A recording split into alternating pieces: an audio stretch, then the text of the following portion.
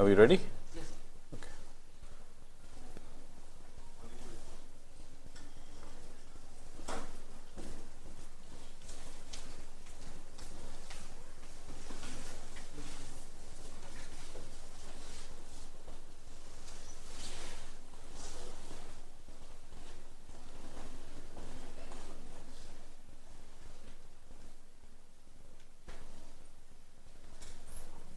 Okay. Everybody's ready? Okay. All right. So we're going to continue our understanding of the impact of generative AI, right? I mentioned that I will talk about the ethics or ethics-related problems. So what we're going to do is that we're going to start from some of the benefits and risks. And once we look at the benefits and risks, then we will continue to look for the ethical problems that we have. Okay? Another thing I mentioned yesterday was that I'll try to get some videos. I couldn't locate the video of that robot that I mentioned. It's probably like 9-10-year-old's video. I'll see if I can find it. But I'll show you a couple of autonomous car videos actually. That are out there. So you'll see the benefits, you'll see the risk, you'll see the ethical issues there as well to some extent. Okay, so before I continue, any questions from yesterday or even before?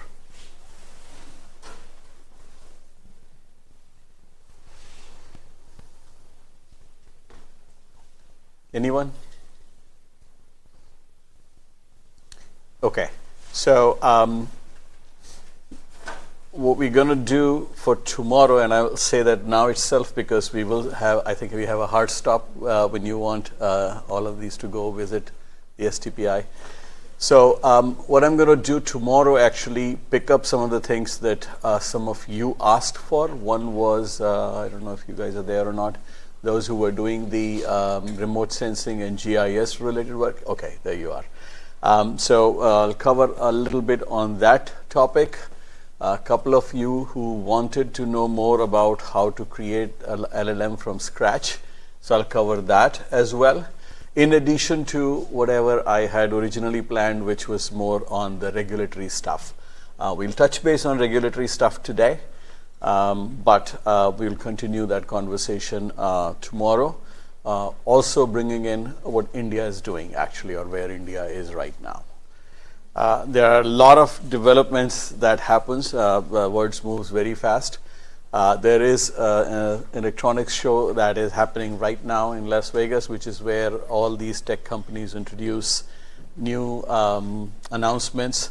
OpenAI made announcement, Google made a lot of announcement, NVIDIA made a lot of announcements. I'll see if I can get something of interest for you guys tomorrow, but there's a whole lot of conversations and a whole lot of new announcements that have happened and are happening as we speak right now.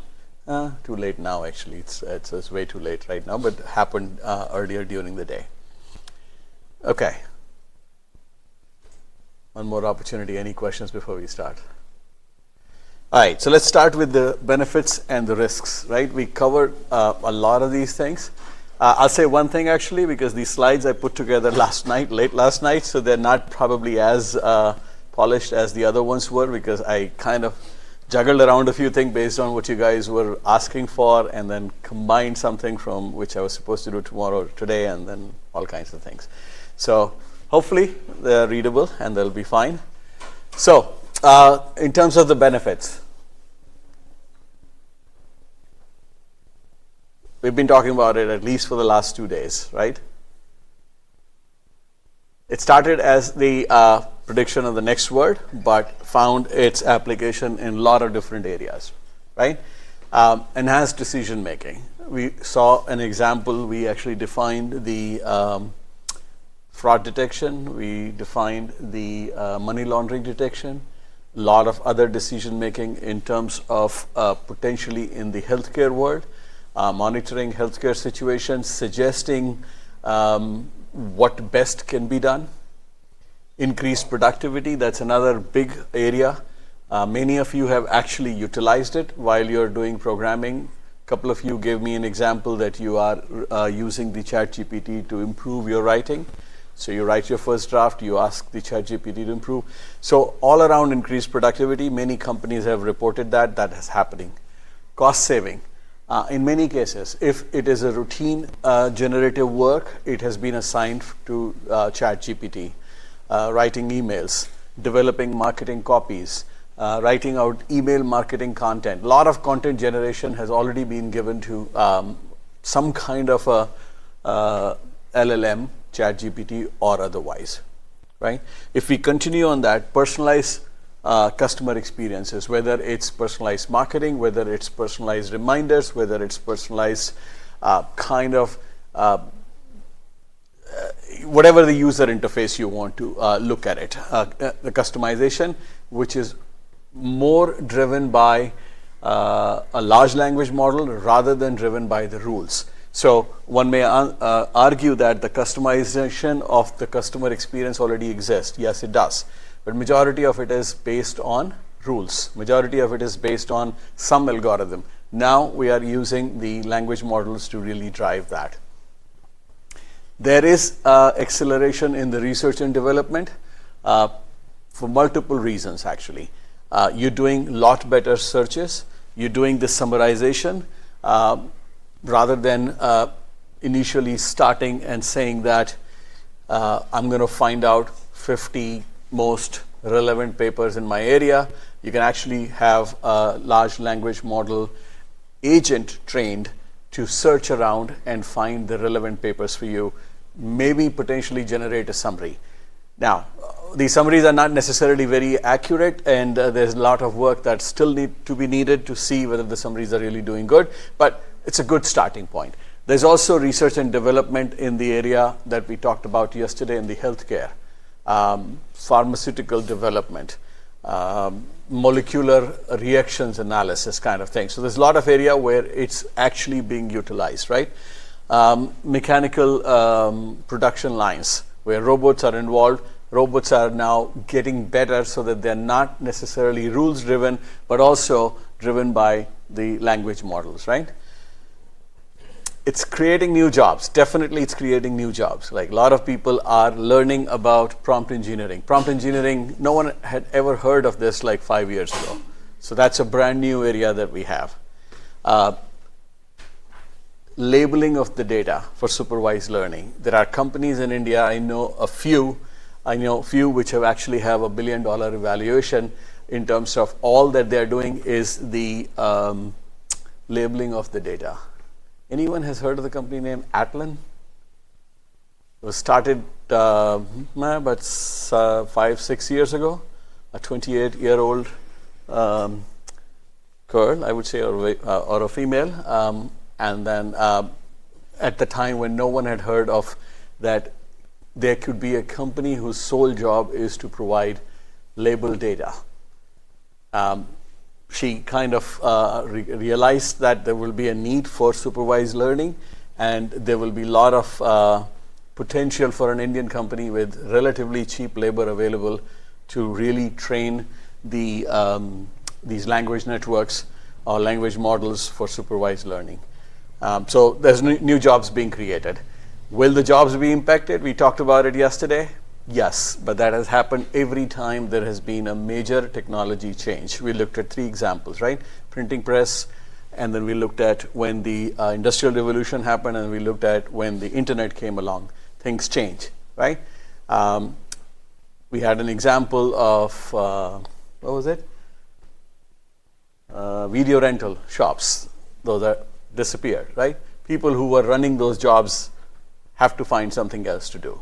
So there will be some jobs which will disappear. There will be some reskilling required, and we'll talk about when we come to the risk or the dangers of it if we have not already talked about it. Some recommendations for stakeholder. We will review this tomorrow again when we look at the regulation part of it. There's regulation stuff related to some of the ethics and privacy related issues that I'll cover later in the class. But in general, establish government framework, because if the regulation or governance framework, if the regulations don't exist, we have a problem, right? We talked about it a little bit yesterday. We'll continue to talk about it today, like what kind of problems exist, risks, ethics, and those kind of issues. Invest in training. That's undeniably required. Governments have a role to play in it. A lot of people would see that their current jobs will probably be negatively impacted. They need to be reskilled, retrained in the new set of skills that need to happening, right? Continuous monitoring. I mean, things are changing, they are evolving, they need to be monitored, right? Okay, transparency, we're going to talk about the transparency as well. Now, transparency from two different perspectives, we're going to look at it. Algorithmic transparency in the sense that what the logic is being used, and also the transparency in how the model is arriving at a conclusion. So that's what we're going to look into it, right? Benefits. What are the benefits? How many of you think that a driverless car is an offshoot of a language model, or at least a deep neural network? Right?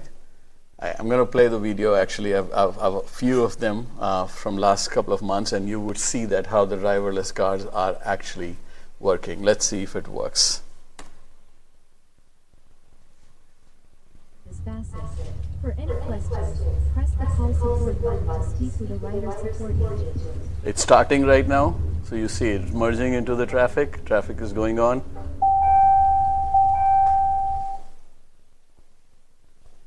There's enough. For any questions, press the call support button to speak with a writer support agent. Okay.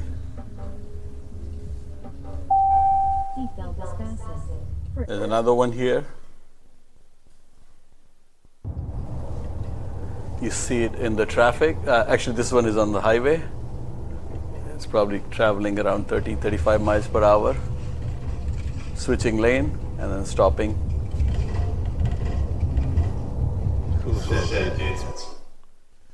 Okay, and another one, which is in the city traffic. This is why on the left-hand side, but that's what it is. Also, oncoming traffic. Public, you will see a couple of faces, my younger son and his friends. Ignore that. The bus passing by.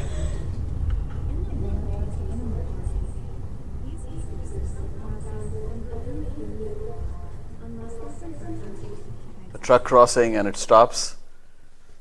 So, all of it is happening using everything that we have looked at in the last few days. There's a deep neural network running. There is a central location which is monitoring. I had another video where somebody is monitoring the ride and things like that. In the real time, it's scanning. There are sensors, and then it's going through the deep neural network to identify the objects, the distance between them, etc., etc., etc. Okay, any questions? The best thing to do is to see this and then realize that how exactly this was happening or how exactly this was being done, right? So, any questions? Otherwise, we move on. All right. So, yeah. So I want to ask, now about the benefits of GenAI. What are the benefits of GenAI for the adaptability of the same for rural people? Okay. Now, this is something we talked about yesterday in terms of that, is it going to increase the gap between haves and have-nots, right? I gave this example yesterday from a couple of different perspectives that, yes, you think you're getting benefits, but how about those who don't have the access to these tools, right? Adaptability. Will this increase the adaptability of usage by the not so, let's say, the people who have not so closer access to this? The key to that is the use case, right? Personally, I think with the advent of smartphones, there's a high likelihood that everybody will get to know about it, right? Also, the social media has made almost everyone who has a smartphone as a consumer. So we looked at two things. As a consumer, people are consuming the video and they're also distributing it because they're able to send it out to their network. Will they be able to create the content? I don't think we are there as yet. I think the key question about adaptability in terms of it will be use case. Personally, I think the first use case would most likely be in the healthcare. Now, I'm biased a little bit because that's my current area of interest as well. But I think that probably would be the first use case. Let me tell you, lot of things that we have been talking about 40 years ago when I started. Telemedicine was a huge kind of like a thing that it's about to happen in 5 years, in 10 years, hasn't happened yet. I think with the language models and some kind of smartphones didn't exist 40 years ago. The communication was really weak. So things can happen probably in telemedicine a lot more in the sense that you don't need to visit a doctor or a hospital for a minor cough, cold related issue, for example.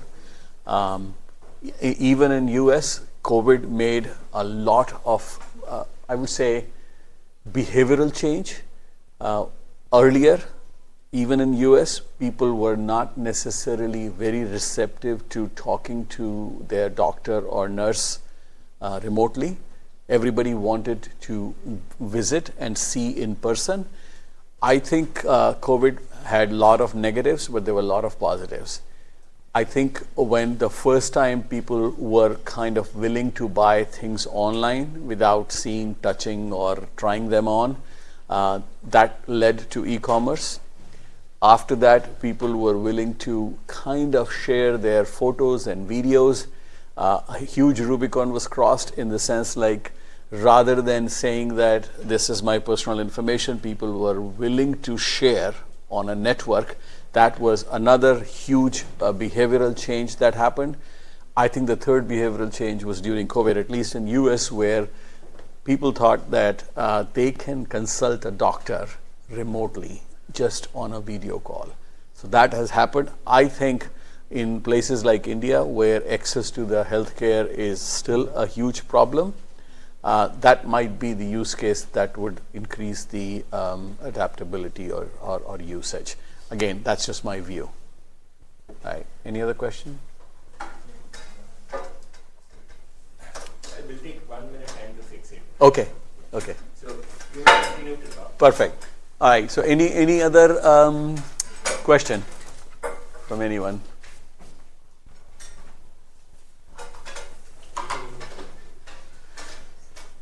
Okay, so what we're going to do while we get this set up, hopefully so we looked at the benefits a little bit. I showed you one example of autonomous vehicle, which is a huge application area for AI, neural networks, and the language models as well. What we're going to do is that we're going to talk about the risks. So think of it, what the risk you might assume. We talked about them last few days multiple times. So what could be the risks?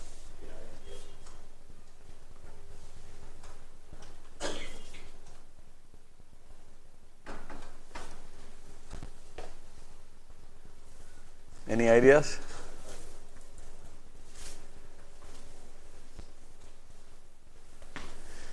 Okay, so while this one is coming up, I posted another case study yesterday, right? Has anyone looked at it? What we are talking today and tomorrow should help you form your opinion. No right or wrong answer. It's a situation that is talking about India very specifically, right?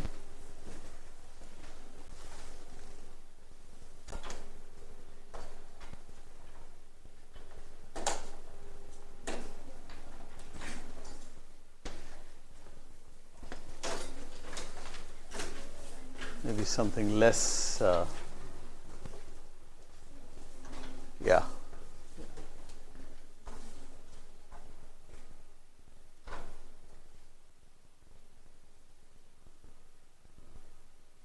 Perfect. Okay, so what risks do exist? Right. Security is one. What else, actually?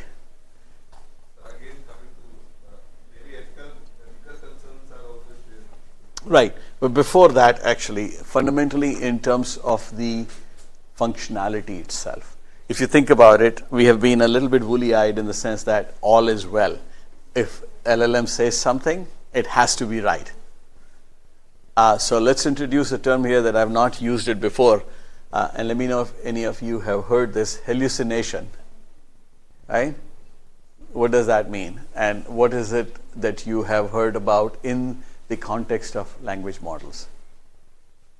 It's something like when LLM tries to figure out, but not accurately and giving some wrong information.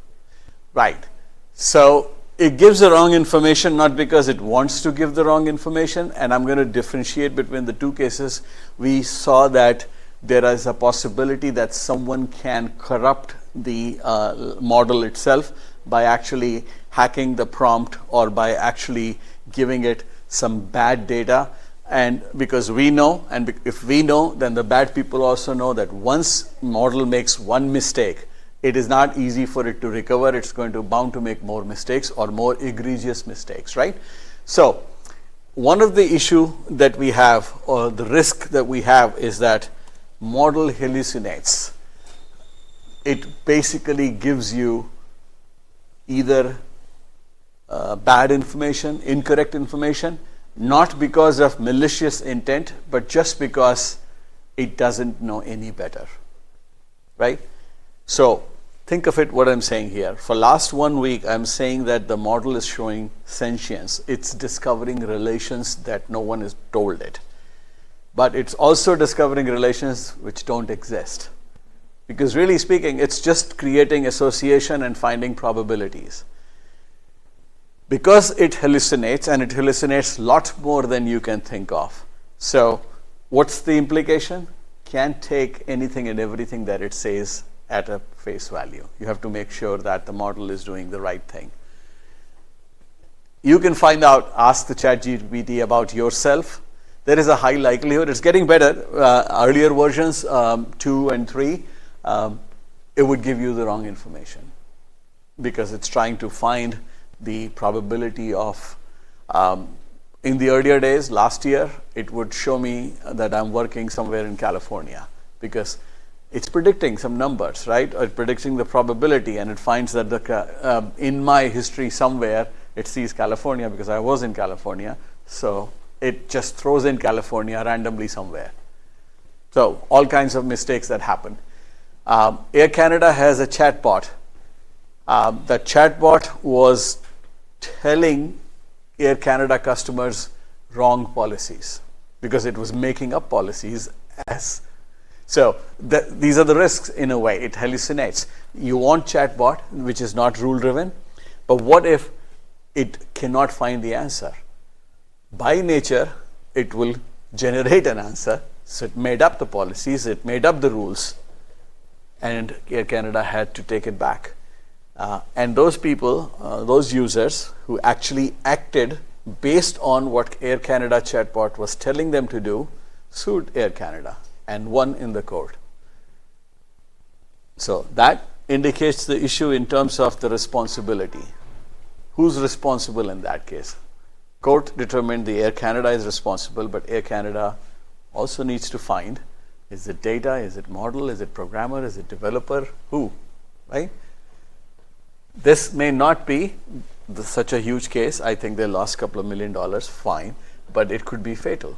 People can lose lives. Wars may start between two countries. Wrong intelligence can lead to anything and everything, right? So hallucination is an issue. We will try to look at it tomorrow a little bit, but not necessarily too much in detail. Copyright protection. The content creators did not know what these large companies are doing, as generally you did not know that you are providing the label data for companies like Meta and to some extent Google, right? I gave you the example, 2 examples where all of you have contributed in building these models. Every time you solve a CAPTCHA problem, that's a labeled data for a large language model to use. Every time you tag your friends in your Facebook photo or Instagram reel or anywhere, that's another labeled data that is being used. But beyond that, these models have also consumed everything that's written by New York Times, everything that's written by any newspaper, right? All the publicly available books and things like that. Now, all of these people are trying to figure out, is it a violation of copyright? In some cases, there are artists which have claimed that their intellectual property right has been violated because language model produced an image or an art which was very close to what the other artist had produced. Now, most of these problems are unsolved. The cases are out there. The courts have not taken a position. So there's always a trade-off in the copyright laws. I mean, we're talking about the intellectual property laws. So there is a copyright, which means that the person who has generated or created a piece of art owns the rights to that. But, and I'm talking this from the US court's perspective, but I'm sure India will probably have something very similar. All copyright laws do allow a fair use exception, where what we say in the sense that, yes, you own the copyright, but if we want to use it in a fair kind of situation, then you are allowed to use it. So all these court cases are trying to figure out, is this an infringement of intellectual property right of the original creator, or will this use, training a model utilizing their work, comes under fair use? So that's the law that's going on, right? We talked about privacy earlier as well, so that's another issue. Because these models have been trained on all the data that's available in public domain. How many of you know that when you send an email, it's a public data, or anyone can see it? You know it or you don't know it? When you send an email, you have no idea how many servers it's traversing, what route it's taking, how many places a copy might be left, and how many people can actually scan the email. Have you ever noticed you send an email to someone and those people write their email addresses like this?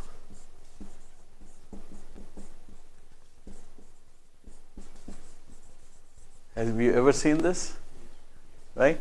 Because hope is that someone who's scanning will not steal the email address just like this. Because if they are scanning to anything like name at company name dot 3-letter domain, they would be scanning for this and trying to find the email address. If you do it this way, you're trying to fool. But again, even this is not foolproof, right? People can still. That's why you may have also noticed that if you have a bank account or something, they'll say that don't send any personal information in an email, because email is all public information. By design, it's that way. Will the things change? They may change. There are secure emails. There are systems which actually send the secure emails. Really speaking, what they do, has anyone used the secure emails kind of thing? So what the secure emails are doing, actually, they're not sending it as an email. So what you're doing is that you're talking to a server or a company or an application, and your email is stored there. The person who is supposed to receive it gets a proper email, normal email, open email saying that you have a message here, and then you authenticate yourself based on some ID, password, or a token, or OTP, whatever the case may be, and then you get to see it here on this web page. And this email might disappear after 24 hours or something like that. So there are secure email systems that are being used, but your emails is out there. Models may have already learned it, and they may also kind of leak it. Same is true, not just your email address. Anything you ever said in a public email can potentially be disclosed by a large language model somewhere. Okay? Toxicity. Now, that's another term that's being used. I gave you an example. This was the example, I think. We'll see it one more time. This is the Bing example, but there was a chatbot that Microsoft introduced, and it learned toxic behavior very quickly. So that's another problem that these large language models, which are, because they can learn, they are always learning. So if you think about it, there are no two separate modes. There are learning mode and generation mode, right? We talked about it a couple of days ago that even though there has been unsupervised learning, you can still provide it supervised learning as part of prompt engineering. So any model is not that it had a learning phase and a separate generation phase. While generating, it is still learning. We saw that every time it predicts a word, it executes it again. It learns that. We saw that when we were looking at embedding, every intermediate sentence or text becomes a new embedded token. So it's always learning. That takes us to the potential risk of toxicity and abuse. The models can be led to a toxic behavior by someone who's malicious. As an individual, you may not be interested, but as a brand, let's say if I run a billion-dollar company, or let's say I am whatever the best company you can imagine, and we're trying to make use of large language model in our business, we need to think through all these risks and then make sure that what is the guardrails. That's another term that's being used. The guardrails basically, has anyone heard the term guardrails in terms of the language model? Guardrails is a term that defines that let the model not make these mistakes. So they create these guardrails in terms of, there are multiple ways. We talk about few of them later today in terms of making sure that the language models don't make these kind of mistake. No abuse, no toxic behavior, no disclosing the private data, no hallucination or as little hallucination as theoretically possible. All of those are part of creating these guardrails basically. All right. So let's just very quickly review the same way we looked at the benefits. Bias and misinformation, we talked about it yesterday. We're going to talk about it going forward a little bit in the next hour or so. Cybersecurity threat, we also looked at it yesterday or day before, that any cybersecurity situation that you can think of in other systems also exist here because you are interacting with them. All the same problems exist. Privacy concerns, I gave you an example. So think of it this way. There are two things here. There is not a new privacy concern. You're sending in the email, you're writing an email. There's a high likelihood that no one bothers about your email. A bad character may still do it. Problem with the large language models is that they made this risk more obvious because there are more people interacting with language model, and then your language model can inadvertently show your personal or private data, right? Legal risks, same thing in terms of either intellectual property right or hallucination, whereby your model is misrepresenting your policies, misrepresenting your whatever the rules or rules of business that you have. Environmental impact, we talked about it briefly. I mentioned to you that a couple of big companies, Meta and Microsoft, are both buying nuclear power plant because their electricity demand is so big that in the next couple of years they won't be able to get it from the grid in US. So think of it, how high the electricity demand is for these things. Water demand is also very high. Now water demand is high even today. Electricity demand is new because of these new chips that are being used. A lot of ethical considerations, which is obviously is the topic we're going to talk about today. Okay, any questions in terms of the risks? It was pretty much a summary, except that I introduced a couple of new terms: hallucination, guardrail, What else? I think there was one more. Any questions here?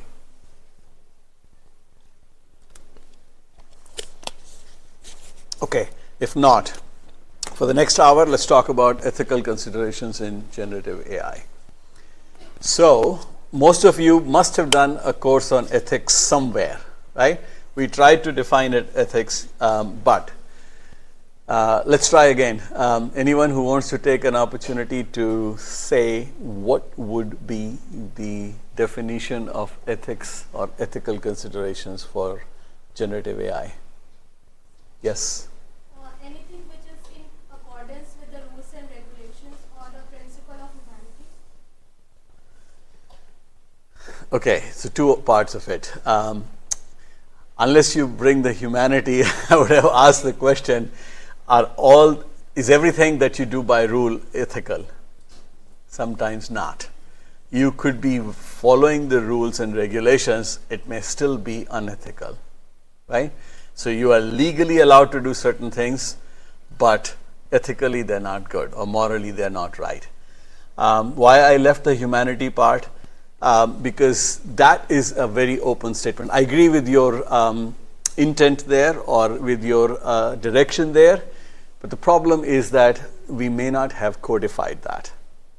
And actually that's the problem we are going to deal with, in the sense that what are the set of principles and practices that these language models should focus on or should be cognizant of to make sure that the AI techniques are used in the right way, not in necessarily incorrect way. Right? So, when we were looking at the history of the artificial intelligence, right, I mentioned that the research started in 20th century, 1940, 1950 time frame.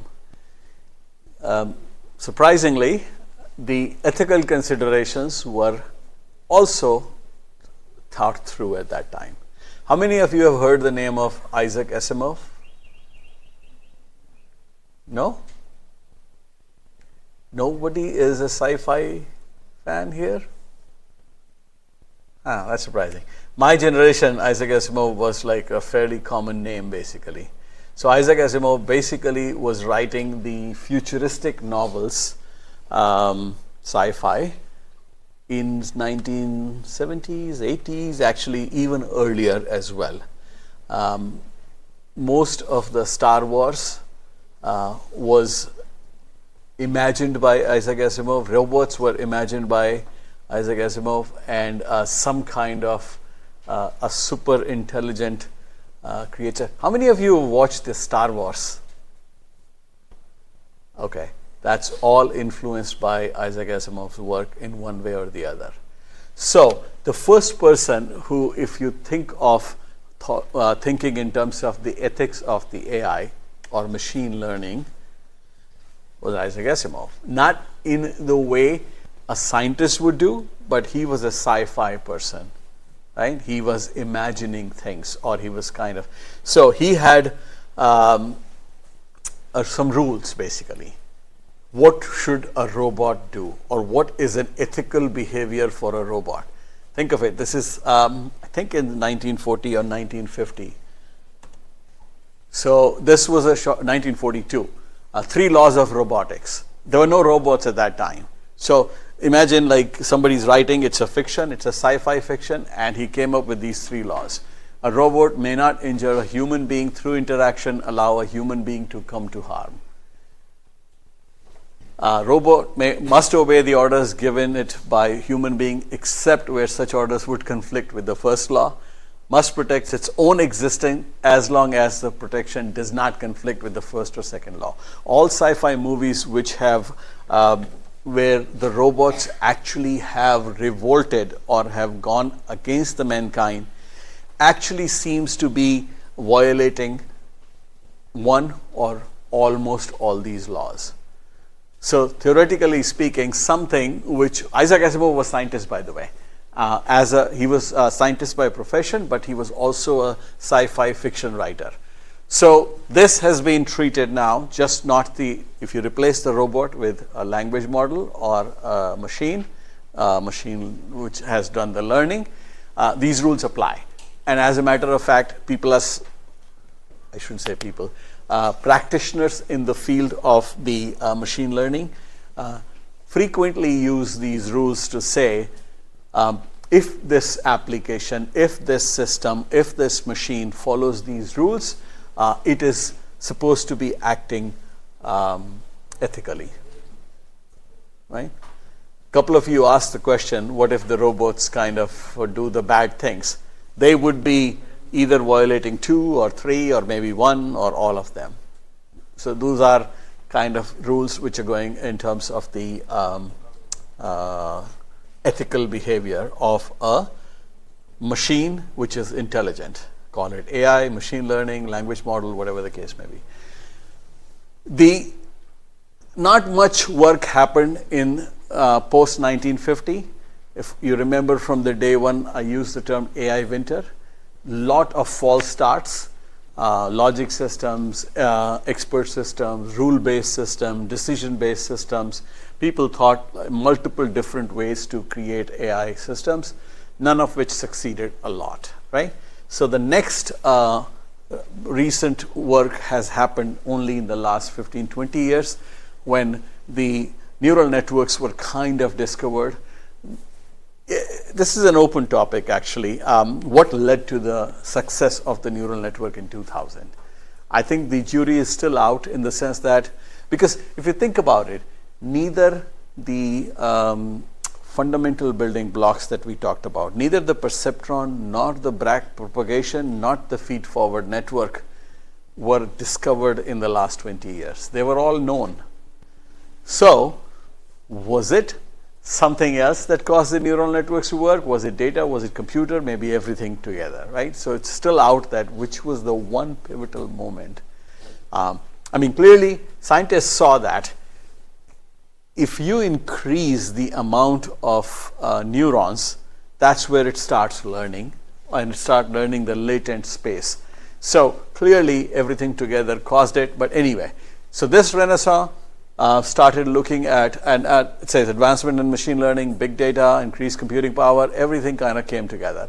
And then we started looking at in terms of transparency, fairness, trying to look into the biases in algorithms. As a matter of fact, actually one of the course I probably would be teaching in coming years, this is still being worked, is called Biases in Algorithms and Data. So we'll talk a little bit about biases today as well, mostly in data, but then algorithms also have bias. There's a potential the algorithms may have bias. So all of that has become active in the last 10, 15 years and things like that, right?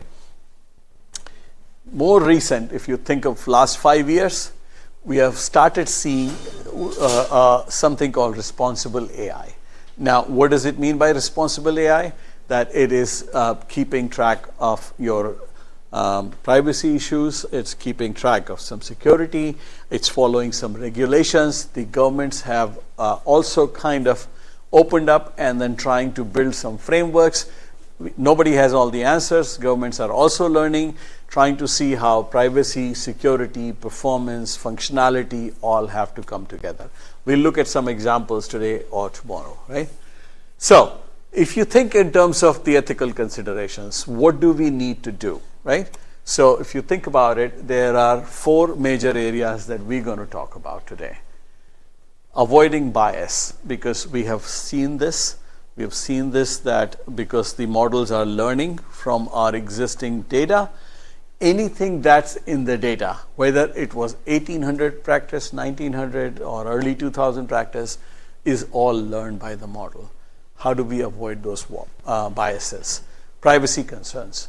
Because it has learned all the data, because a lot of information is already public even without us knowing it, because a lot of information we are providing to these models by actually naming people in our photos and videos and things like that. Privacy concerns.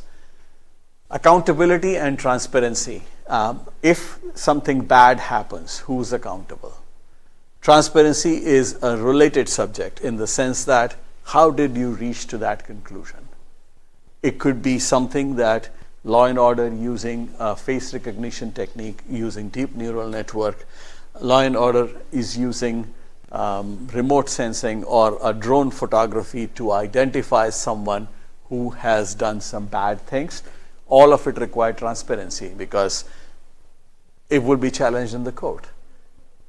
Right? You're saying that the a large language model is telling that I am XYZ, but what makes you think so?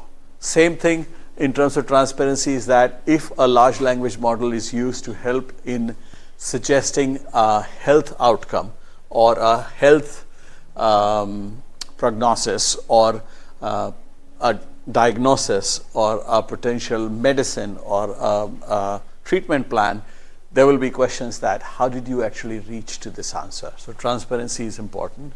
And finally, environmental impact. As I mentioned that these models are not cheap. Training them require a lot of money.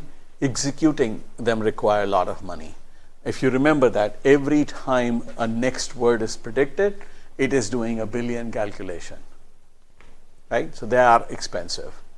None of the company which is involved in the large language model, except NVIDIA, has made money. Everybody is losing money right now. Only NVIDIA is making money because they are providing the chips. So they're selling it at whatever price they want right now. All right. So we're going to look at these 4 issues in, let's say, next 40 minutes or so, roughly 10, 12 minutes on each of these topics, and which is what the bulk of the work today is.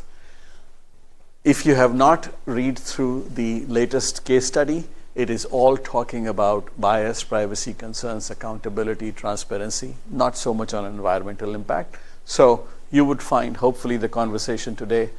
Feel free to ask questions if you have. I would not answer anything related specifically to the case study because I want you to think through or think about it. But if you have any related kind of thought that comes to you as we discuss the first 3 topics here, feel free to discuss that. Right? Okay, so let's start with bias or bias and fairness. The bias could be in the data, it could be in algorithms, it could be in interaction itself. So let's say, okay, we go into the detail. What we need to see is that be aware of how these biases manifest, because unless you, there's an old saying, unless you measure, you can't fix it. So first thing you need to do is to make sure that you identify that biases do exist. Once you identify, then you may take action, which is a remedial action. Can we have the fairness metrics? What define fairness? How many of you have had a fight with your teacher, professor, instructor saying that, oh, I didn't get the X number of marks that I was expecting in this paper, and your teacher says that, no, you got the fair marks. Point I'm trying to make is that fairness is subjective. Right? In any transaction, one party may think that outcome is fair, the other party may think that it is not fair to me. Right? So what are the fairness metrics that should be used? Because fairness is subjective, unfortunately, in majority of the situations. What are the challenges of implementing fairness in complex AI systems? Because if we do not have a universally accepted definition of fairness, how do you even enforce it? Right? So, ethical problem, right? Because there's no right and wrong answer. Inclusive AI development. Now, this started primarily from the bias perspective, where one of the way it was thought that if you have the AI development teams white male only, the hidden biases or biases will automatically creep into whatever they are doing, either in terms of algorithmic bias, interaction bias, or in the data bias as well. So one of the things, as a matter of regulatory change, most of these companies are doing that, more so in the AI teams than in other teams, that the teams are inclusive. Inclusive from gender perspective, inclusive from the race perspective, inclusive also from the geographical distribution perspective. So from all perspective, that's happening as well. So let's go into a little bit more detail here. Biases and fairness. What is data bias?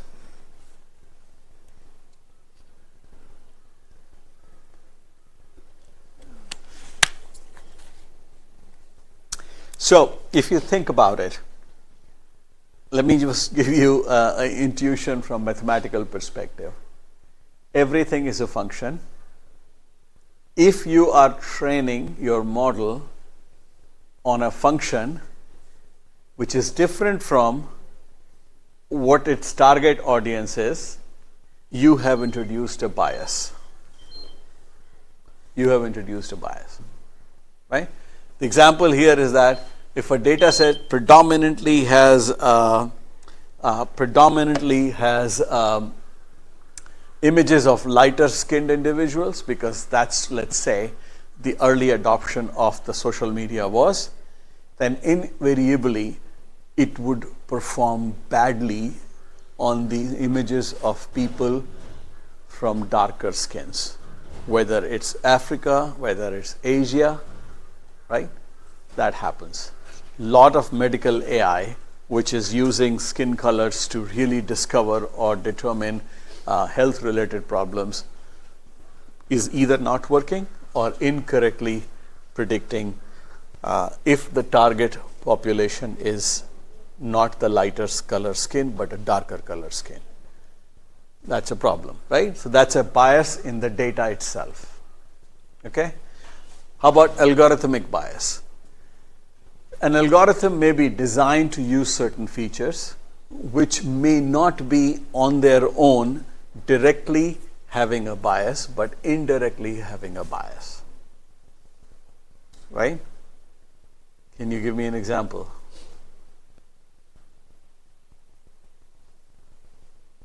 Can you think of an example?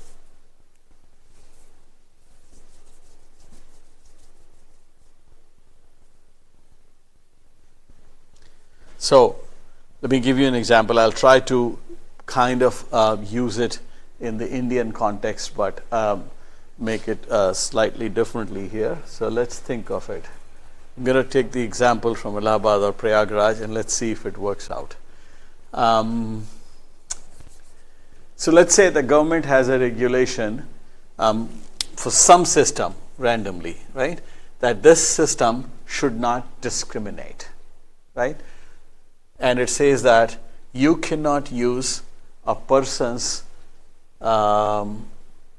wealth to determine whatever the outcome is, right?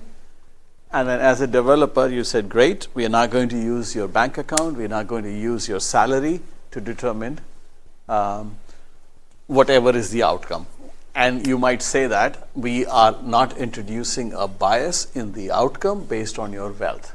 Wealth means both wealth, which is accumulated, and as well as income, which is earned, right?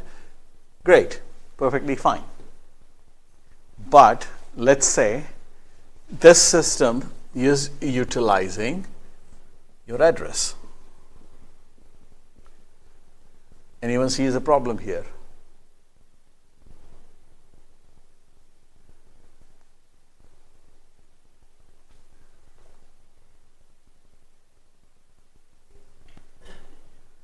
Yes, no, maybe?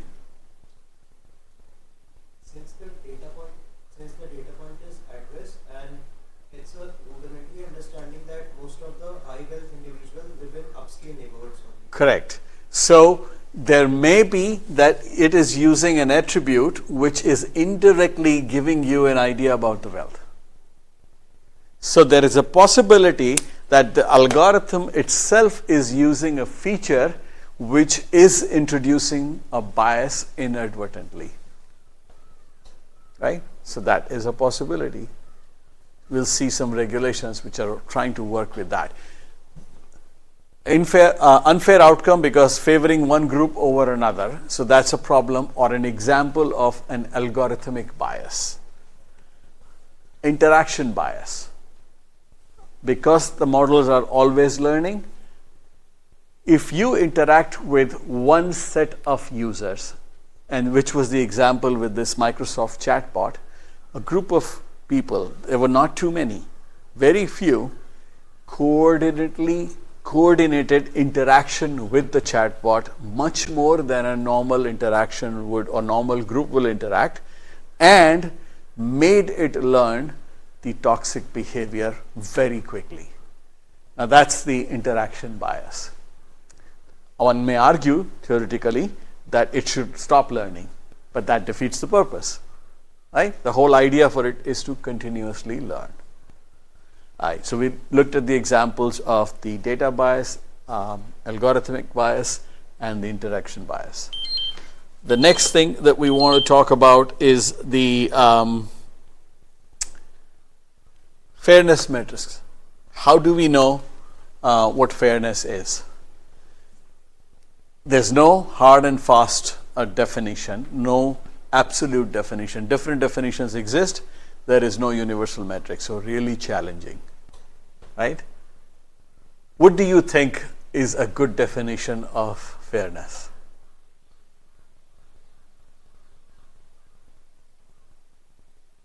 I can reframe the question from a lot of different perspectives, because I'm sure almost every one of you has come across this problem or this situation. You may not have thought in that terms, or you may not have realized it in those terms. So let me see if you can answer. I can reframe this from the perspective of CS students, how you have seen fairness, or even the management students, how you have seen the fairness. Who can take a shot on defining what you think is fairness? Fairness is.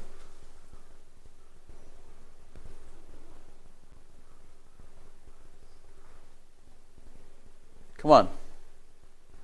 Let me ask the CS students. Have you ever come across the fairness issues?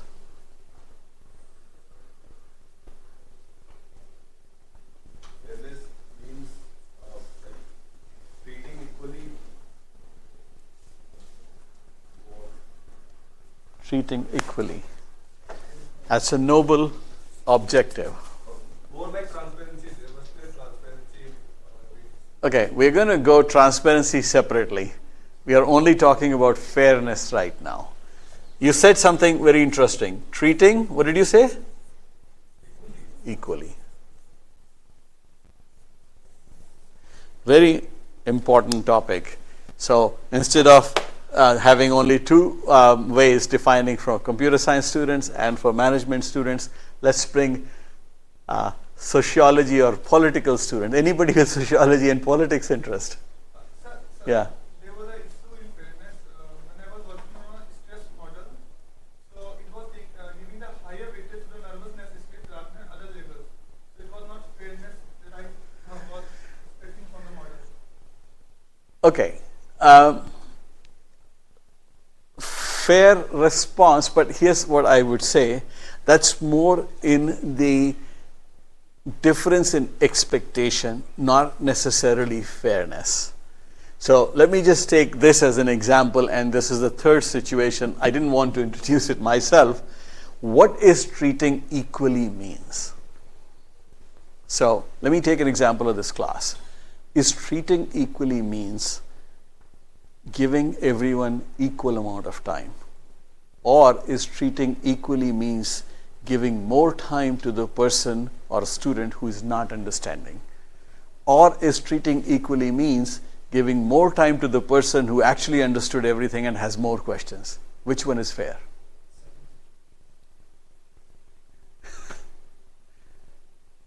Which means that you are ignoring those who are not learning and those who are learning faster than everybody else.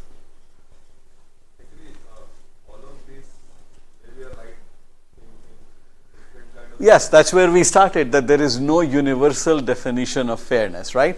Now, you said treating equally. This is a typical problem in US, it's called affirmative action. In India, it's called reservations. Right? Is that fair? So the issue is, in general, no, we're not going there in that. I'm saying is that from fairness, if you define fairness as treating equally, the problem now becomes, what is equally? I gave an example of treating equally in the class. Is it fair or not? Here what happens, and I have gone to, this is the third example because you brought it up. What is equal? Is it equality of opportunity or is it equality of outcome?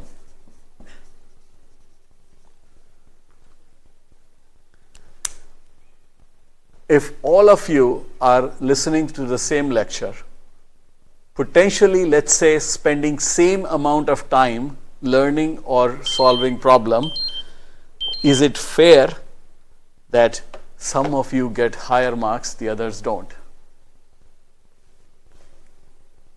Right? So, fairness from equality, is it equality of opportunity or is it equality of outcome? How many of you think that there should be equality of outcome? Everyone should get the same grade. That's not fair either, right? Equality of opportunity. Should I be spending more time with those who didn't understand and need more of my time? Or is it unfair to the other people that I'm spending more time with those people? Even this is not fair then. Right? That's the problem with fairness. For computer science students, whenever you've done operating systems, right? Round robin, what is that? Being fair to each process. Time sharing, you basically allocate one cycle to one process, the other process. Those are all the implementation of fairness, right? A lot of different ways you can talk about it. So the question comes back here is that what should be the fairness metrics for our large language models? Unless we define it, we can't implement it, right? So a couple of different ways, just like I was coming up to equality of opportunity or equality of outcome, lot of different matrices are being experimented. Equalized odds, demographic parity. Now equalized odd is another thing if you realize that this is basically, we are trying to say that we're not guaranteeing this, we're not guaranteeing this, but we are basically saying that a combination of these two will be fair to everyone. Right? I mean, one of the things that we do, I don't think there are grades here. You get the absolute numbers, right? You're 43% or 68% or 71%, right? You get grades? So no more numbers, 83, 84, 91, not anymore? Okay, all right. So I don't know how exactly is that working, but the grades is actually equalizing the odds. That's what is happening.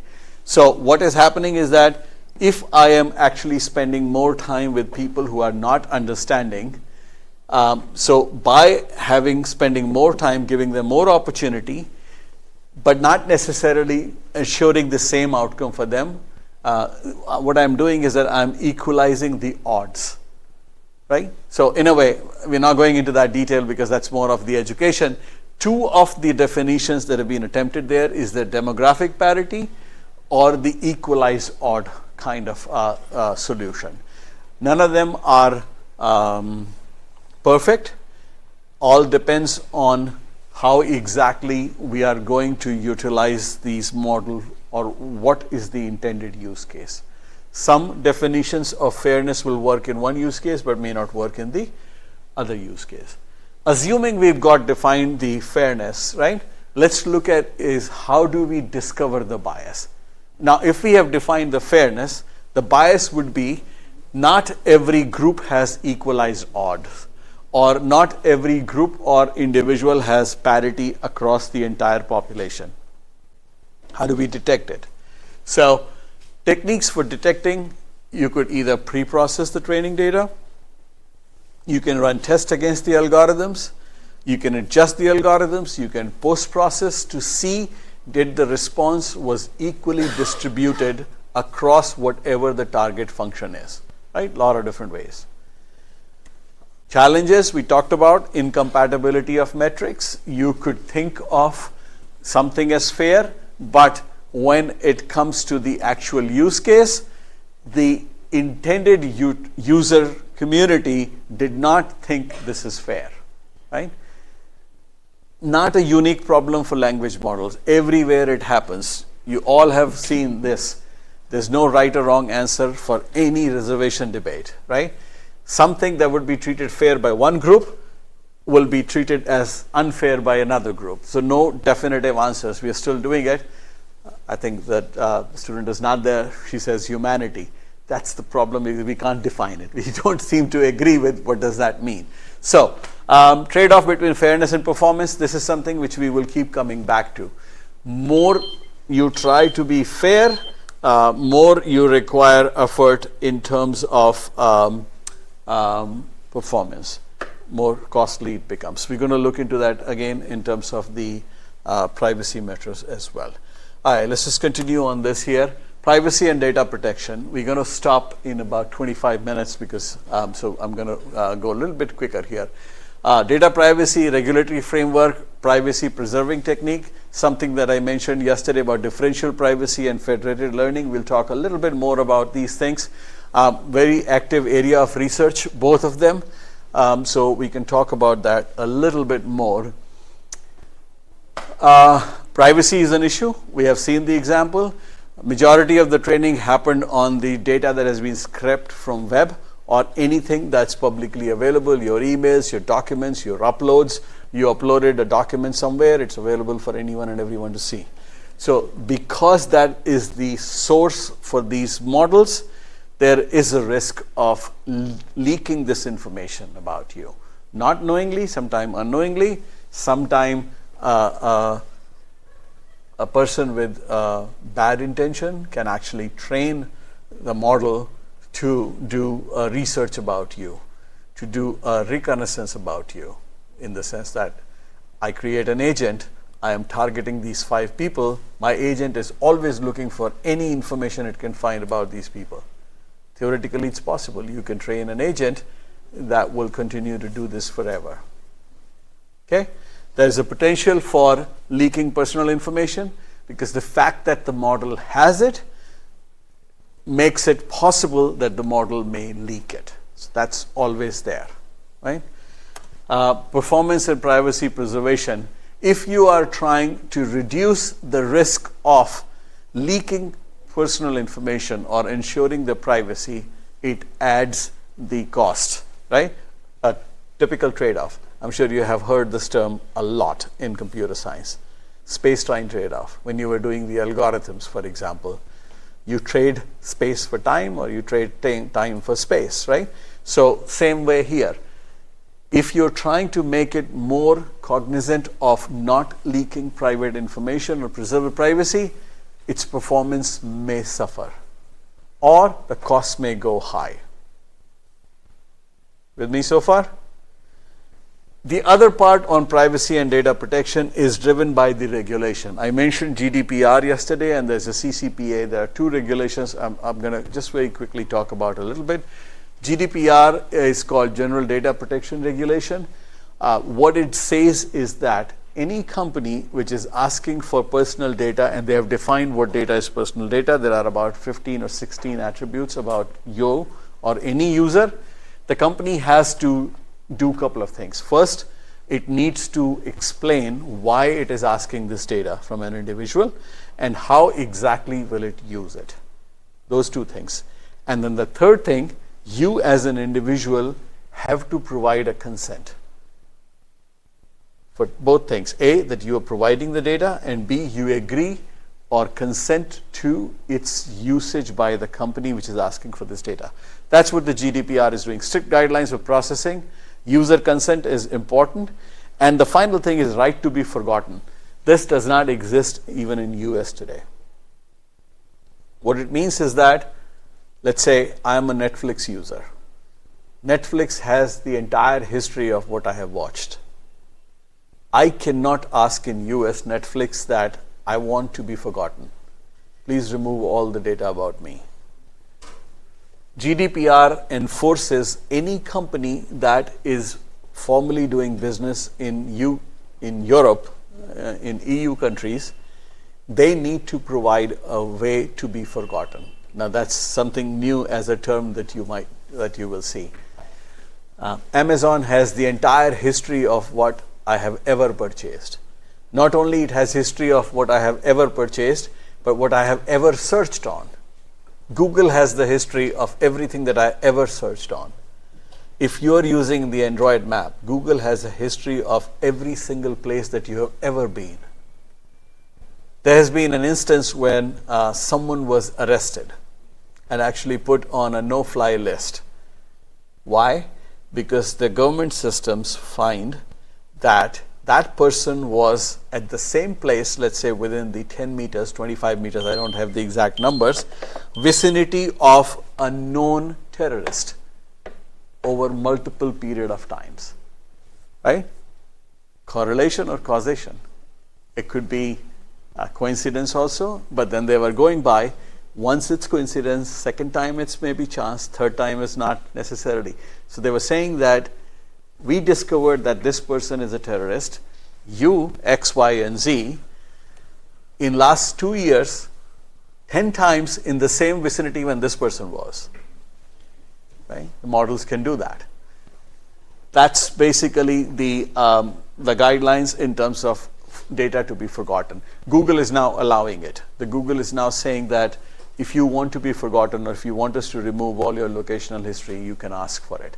I mean, because they're doing it for the Europe, they're also doing it for the Americas. I don't know if they have done it here as well. A lot of more Android users here than anywhere else. So think about it. All these companies know it. The models will eventually know it if they want to know it, and they can figure out, right?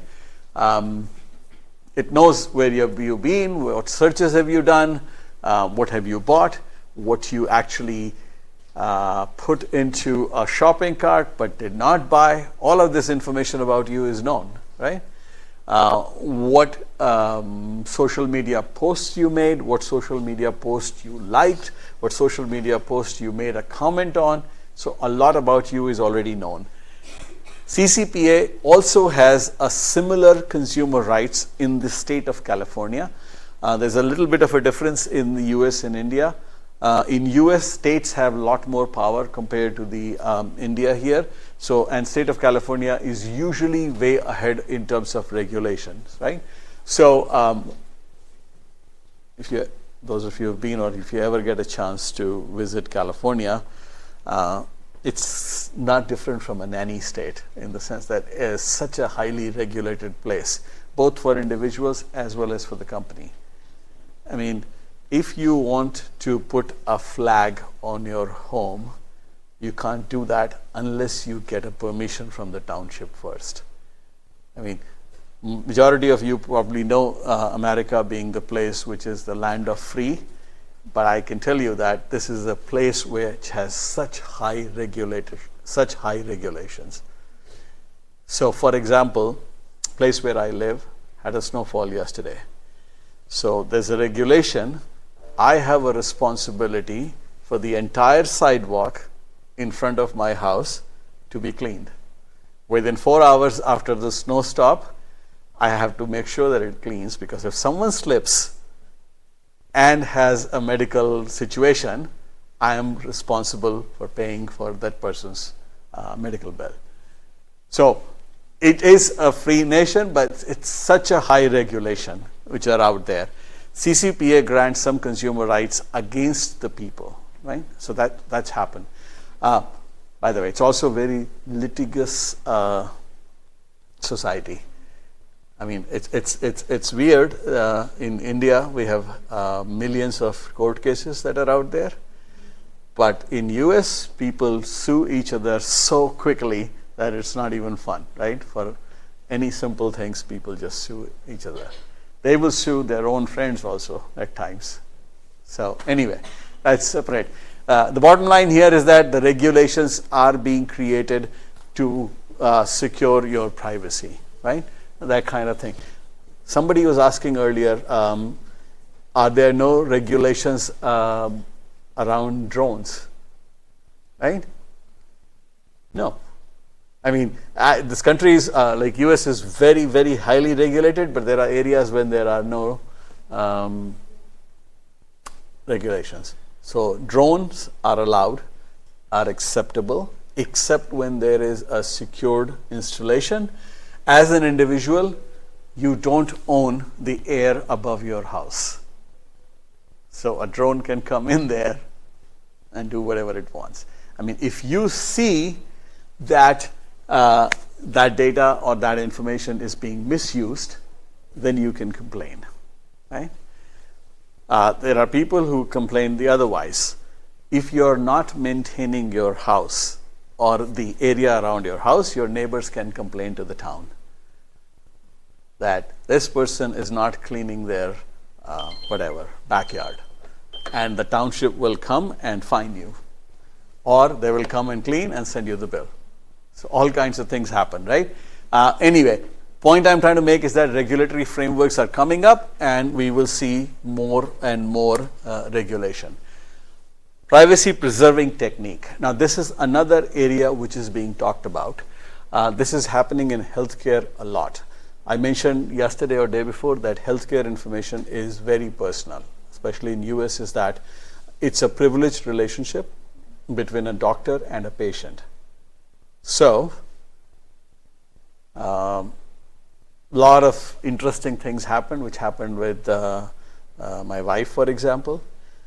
Once your son or daughter crosses 18, right, a doctor would not talk about them to your parent. Just no way, because it's now a privacy thing. So, if someone visits a doctor's office at, let's say, 17 years, 11 months, 25 days, they'll talk to you. They'll order some tests because they discussed with you and there was some issue. They order some tests. The test results come in 7 days, and now they'll say that. Now we won't tell you what came out in that. So it goes to that extreme that these regulations are there. So differential privacy basically says that let someone use a data point without ever knowing what that data is. That's called differential privacy. There's a very active area of work that is happening in this world. So what is happening there is that if you think about it, bit of a math here. We never defined algebra. I asked that question, I think, on the day 1 or 2. Here's a possibility. Can someone define what algebra is?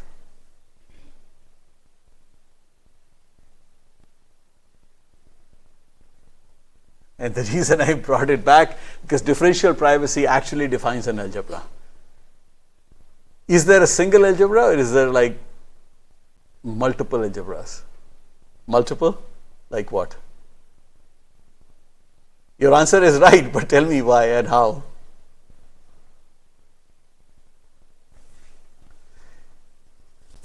Okay, so if you think about it, what is mathematics? Mathematics is nothing but a system of symbols and its manipulation. Arithmetic happens to be one type of algebra where the symbols are called numbers and there are operations defined. You can define your own algebra by saying that here are the symbols and here are the operations on those symbols.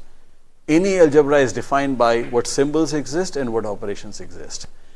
What differential privacy does is that it defines that this is my data, this is how it will be encrypted, and these are the operations defined on the encrypted data. So any user of differential privacy or the algebra implemented by the differential privacy says that you can get hold of my data and you can do with this data these 3 operations.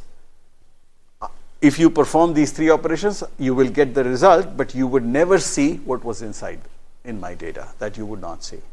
So the algebra is exactly same. You define what is the symbol that you allow and what is the operations that you do. How many of you studied number systems?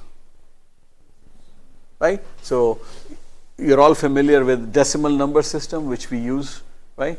That there is a binary number system, hex, or you can define anything. How is it different? The binary arithmetic is different from decimal arithmetic, though the symbol have the same meaning. So in a way, you're defining a new algebra where the symbols have the same meaning, but the sorry, the operations have the same meaning, addition is addition, but the symbols are different. Same way, matrix multiplication is covered by linear algebra. Symbols are linear equations. Matrix is a representation of linear equations. Operations, terms of addition, subtraction, multiplications are defined for matrices. That is not all. There are a lot of other matrix operations defined which you cannot define on the numbers. Right? Inverse of a matrix, that's an operation in linear algebra on matrices. Right? Norm of a matrix, eigenvalues, eigenvectors. Right? And there's a whole lot of other, come on.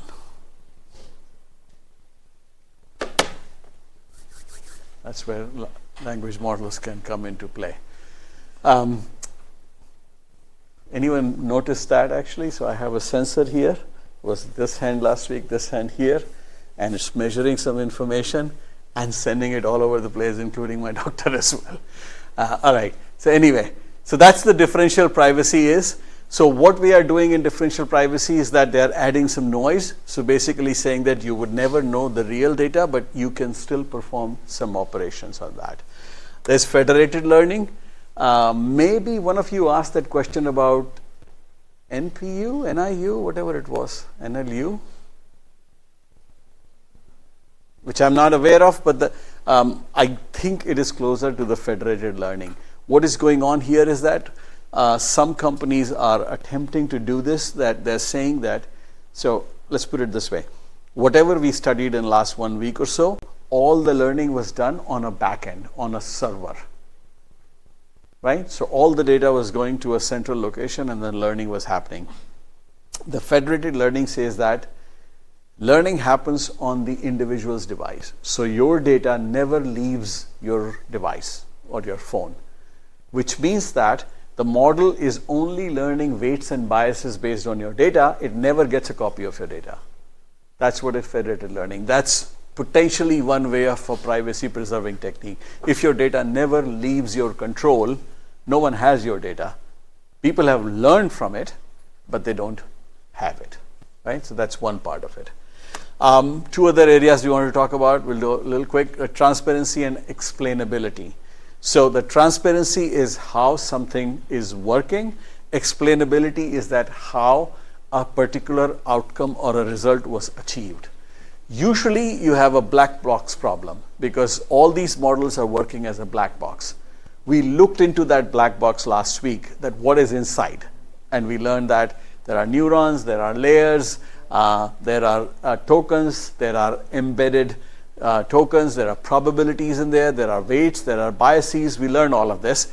Again, we learned the how it's working, but we don't know, we can't explain how exactly it arrived at a conclusion or why it has a certain weight or certain bias for whatever thing. Explainable AI is trying to solve that problem in the sense that this is the area of work which says that if a model suggested a specific outcome, can you find out why did it do that? Why did it arrive at that conclusion? That's what is explainable AI. Ethical implications of transparency, we're going to look into that in the sense that more open you become, more you are exposing your system for bad actors. You understand what I'm saying? Once the Google tells you how a search engine is working, a new industry comes called search engine optimization because you're trying to game the Google search engine. If you open up or make your language model transparent, because it's always learning, some people may use prompt engineering to tweak it in a way so that it will give you the results they want you to see. So that's a risk there. All right. Black box problem, usually you understand that in the sense that we talked about it continuously. It's very complex. There are billions of numbers inside the model. Every time a new word is predicted, more than 1 billion calculations happen. So it is a black box. Like even you or us who now understand how it is functioning doesn't necessarily make us any wiser as to why it's doing what it's doing. We know what it is doing, but we don't know why it's doing what it is doing, right? So that's a problem. It's an issue because if it's used by medical fraternity, for judgment, for sentencing, for law and order, people are always going to question it in the saying that how can you trust the answer given by it if you don't know how it arrived at it, right? So that problem exists. Even if we know a little bit, there is a complexity and interpretability problem because it is complex, right? One of the things that you learn is that it's taking simple words and mapping them into a very, very high dimensional space. Theoretically, if a context window is 8K, it can create a 8,000 dimension space. In general, we have not seen that. Majority of the time, people have seen 800 or 900 dimensions. Completely incomprehensible by us human beings, right? We can't go beyond 3 dimensions, right? 4th, 5th, 6th dimension, we just lost. We know that it's going almost up to 1,000 dimensions. So inherently, the model is very complex and it's very difficult to interpret what it is doing. As you increase the complexity, interpretability becomes even more difficult, right? It's very impossible to do it. And then, same thing. You want the performance, you want the complexity because you want better performance, but then you are actually trading off the interpretability.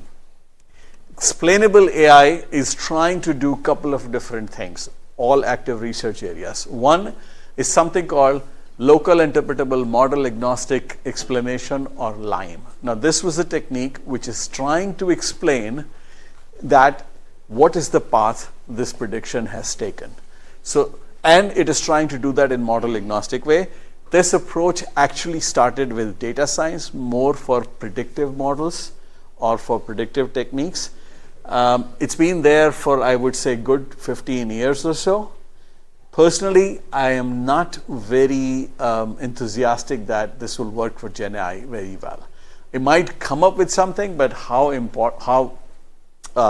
useful they are, I'm not sure. Shapely explanations or shape value is a slightly better way, again based on prediction, not necessarily the right explainability technique for generative AI, but that's being used. Basically, it's saying that if you had 50 features that contributed towards a final outcome, which feature was more prominent or prominently used.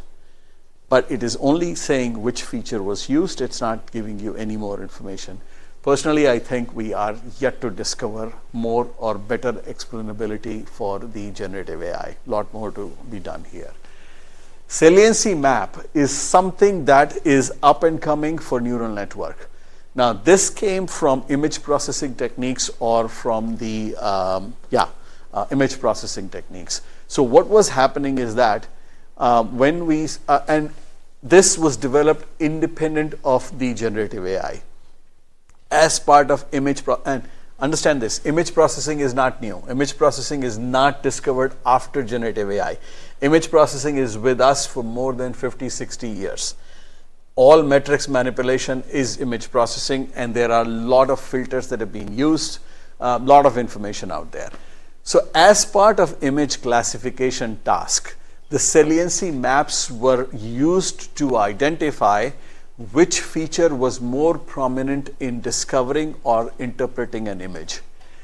What is going on in generative AI world for explainability? Researchers are saying that can we use these things to figure out an intermediate layer, because you saw some examples, because at each layer, each neuron, because it's a matrix, looks like an image. Can we at least explain which neuron had a higher weightage or a higher bias? So at least see which neuron actually contributed most to an outcome. This also has a relationship with what happens in our brain. Keep in mind, the entire neural network was based on what neuroscientists were finding about how brain functions. So the neuroscientists also have discovered that based on our feelings, whether it's fear, whether it's happiness, whether it's bewilderment, where it's anything of that, different parts of the brain lit up. When they say lit up, neurons got fired. Means higher weightage was assigned to those neurons. So in a way, there seems to be some common alignment of what neuroscientists are saying, what people observed as part of the image processing, and then now they're saying that can we use that to figure out which neuron was more active when this decision was reached. Active area of research.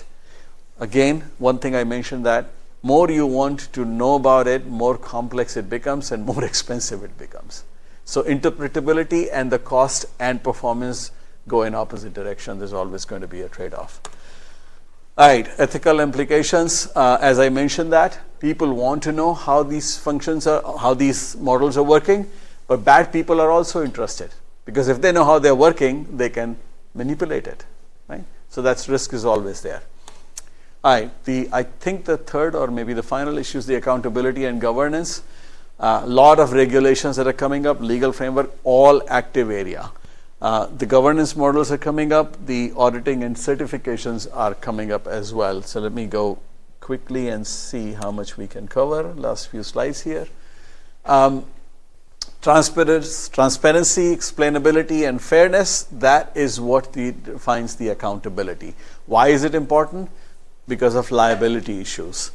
I did not use the term liability before, but liability basically means that if something bad happens to you because of a model, who is liable, right? We saw some examples. Air Canada was fined by the court because they did not honor what their chatbot was telling their customers. So they were clearly held liable for that. But I showed you example of autonomous vehicle. If that vehicle kills a pedestrian, who's at fault? The person who's sitting in there, the person who wrote the program, person who provided the data, person who provided the camera, all kinds of things. I also mentioned to you, not part of the Gen AI, but part of these medical sensor devices, they have performed badly. I mentioned to you that I use that as an example for software design. Because at the end of the day, all of these devices are using software somewhere. So even if we are not responsible, but as part of responsible programming, we need to make sure that there are enough guardrails so that these things don't malfunction, but that happens. The liability issue is still an open issue. Liability or accountability becomes a problematic because it's a black box model. So think of it this way. A company, whatever company you want to name it, Zomato, let's say, starts using the models. It has no control, because even for Zomato, the model is a black box. The base model is a black box. They may build something on top of it, either using prompt engineering or using RAG, or maybe just building a chatbot which is blindly relying on what's coming out. Are they liable for their underlying black box implementation? Open questions, right? Open issues. Algorithmic accountability. You have no control on what algorithm is being used, right? Before I came here, there were a couple of incidents reported. I don't know how many of you have heard of it or not. People falling off of bridges which were not complete, and Google Maps sent them there, or something like that. That's the story I heard. I don't know how much is the truthfulness or veracity in there. Has anyone heard of that story? Right? Same problems. Who's liable? Right? Now Google Map will say, Google will say that as part of you using the map, you signed off on that you are ultimately responsible. We all commit that mistake. We blindly follow the path, right? I mean, I have seen in my driving behavior 25 years ago when I was going, before I start, I'll find out which path I am taking. Now I don't. I just say that, take a left turn, I take a left turn. Says take a right turn, I take a right turn, right? Don't even bother to see where we are going. Who's liable? Question exists. Governance model, and there are multiple models being tried. Self-regulation, which is industry watchdog, government regulation, Multi-stakeholder model, kind of like coming together, business, trade groups, business groups, that kind of thing. Long-term ethical consideration.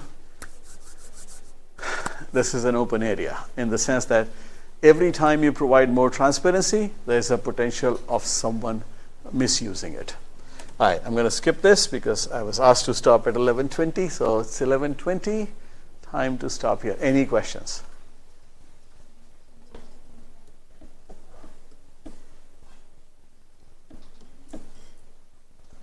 All right, if there are no questions, let me just say this again. Whatever we talked about today and to some extent tomorrow should be part of the case study that I give. Form your own opinion. There's no right or wrong answers, right? When we meet tomorrow, as I said that I'm going to tweak a little bit because there were two specific requests which were out there. One was for remote sensing or GIS, how generative AI works, and for how do you want to, if you want to create a model of your own, how exactly you do that. So I'll include those two things other than the other topics that were already to be covered tomorrow. Okay? Any last opportunity? Any questions? All right, great. Thank you. See you tomorrow.